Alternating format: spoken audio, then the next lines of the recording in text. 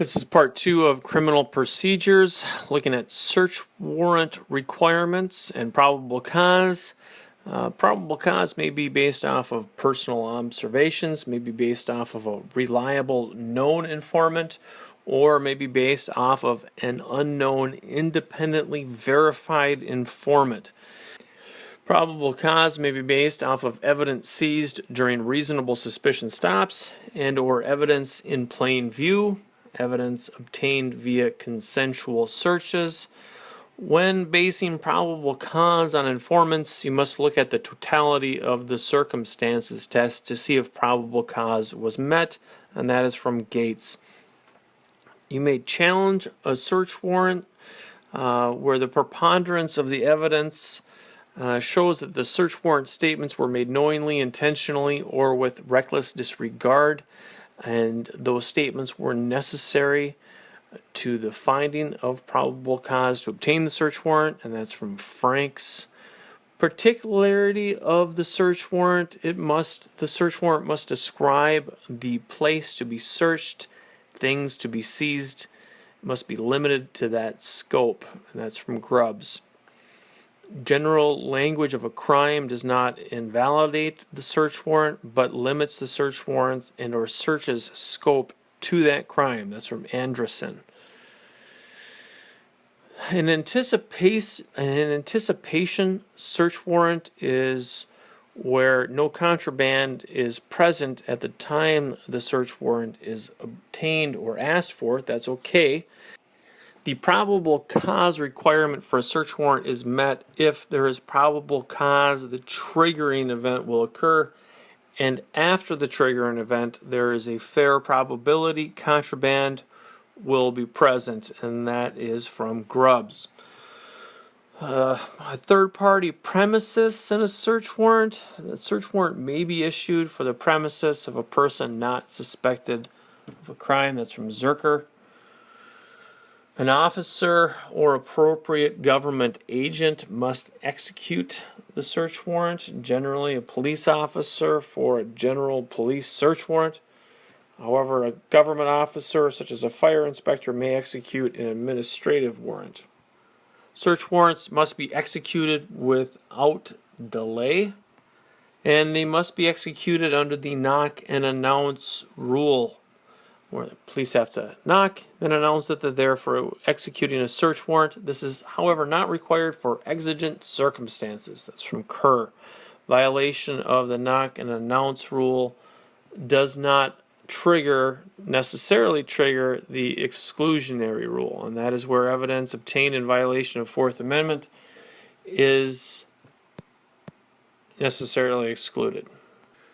Search warrants and the seizure of evidence not specified. This is the plain view doctrine. If the cops walk in with a search warrant and they see evidence of criminal activity or contraband laying out, they can seize it.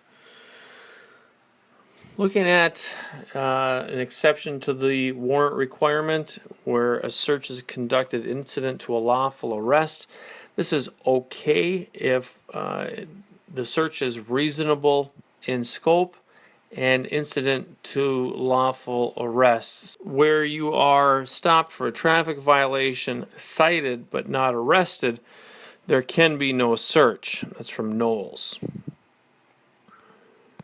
In this context, exception to the warrant requirement, search incident from to lawful arrest. Search must be of the person's immediate surrounding area, quote, wingspan, end quote, and that is from Chimmel.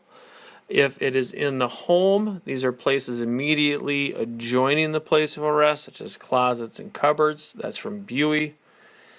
Now, the search must occur promptly after arrest. You can't arrest somebody, come back next week and search. Without a search warrant, you need a search warrant.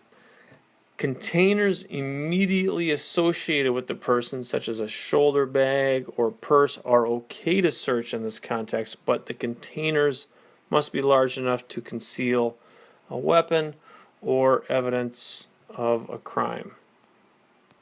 Looking at the exception to the warrant requirement and a search incident to lawful arrest in the context of an automobile, The automobile must be within the arrestee's reach, and there must be a threat to the officer's safety and or possibility for the destruction or removal of evidence, or it is reasonable evidence of the offense of arrest will be found in the automobile. That's from Gant.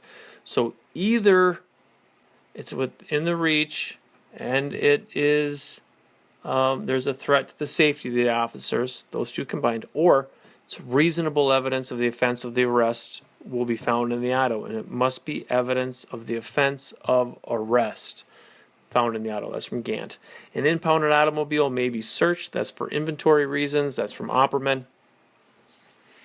Exigent circumstances. This is an exception to the warrant requirement. The officers may not create the exigency.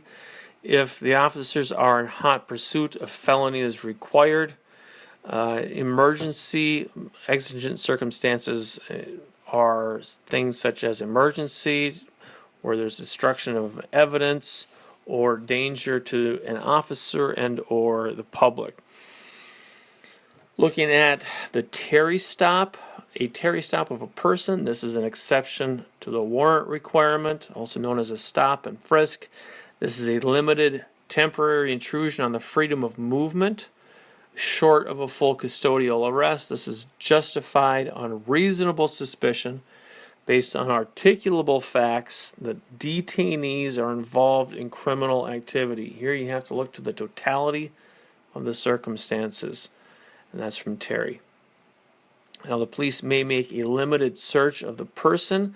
By example, they may pat down the outer clothing if necessary for preservation of their safety. Now, if they feel an object and that object has physical characteristics making its identity immediately obvious, such as that it's contraband, they may seize that object.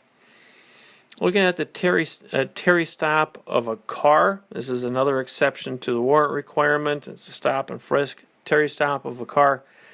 If the stop is lawful, police may conduct a search of the passenger compartment if reasonable belief the suspect is dangerous and may have and or gain access to a weapon, and the search is limited to areas the weapon may be placed and or hidden. They can't go willy-nilly searching everything, just places where a weapon may be hidden and or placed. Another exception to the warrant requirement in the context of automobiles, there's no warrant required if there's probable cause the automobile contains contraband and or evidence of a crime, such as they see the suspect leave a house known for selling drugs, get in their car, they have a bag when they leave the house, they place the bag in the car. There's probable cause in that context that the automobile contains evidence or evidence of a crime or contraband.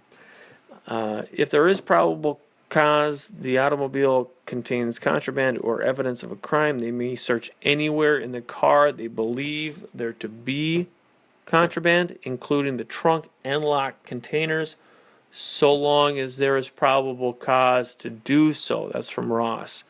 This includes passengers' belongings, that's from Houghton, and mobile homes, that's from Carney. Evidence in plain view, again, may be seized.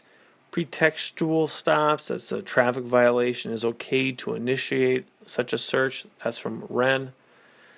Looking at containers in an automobile, in the context of an automobile and an exception to the warrant requirement, probable cause extends only to places and or containers that reasonably could hold evidence. Now, if the officers only have probable cause to search only containers, then only containers may be searched and not the entire car, and that is from Acevedo.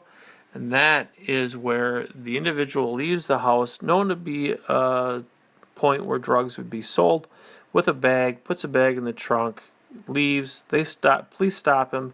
Police in that situation may only search the bag in the trunk, or containers in the trunk that may contain the bag. And that concludes part 2 of criminal procedures.